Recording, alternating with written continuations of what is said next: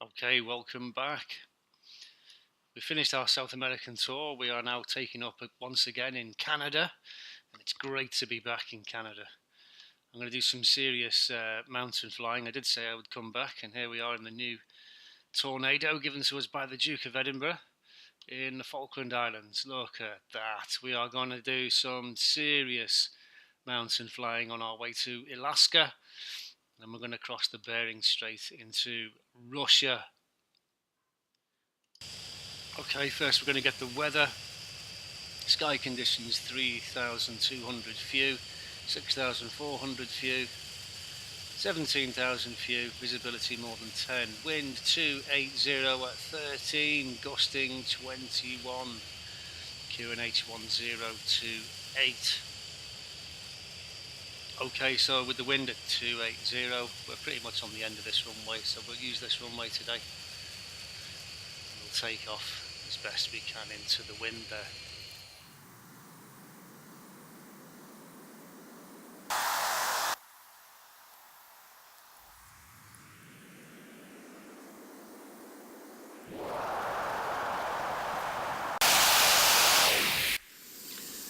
Okay, and then we want to head north because we're going to Alaska.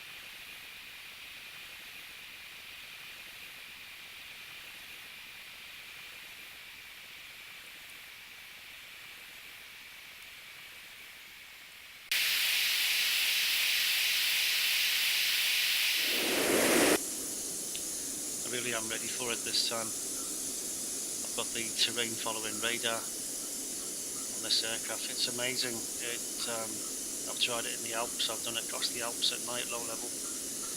It's brilliant. The only thing it can do is go vertical and pull afterburners and climb straight up. And then you've got to be ready to take over because the autopilot clicks off. But if you ever get lost in cloud, when you're low over mountains and stuff like that, you can't see where you're at. Just hit terrain following radar, autopilot, bang, and away you go.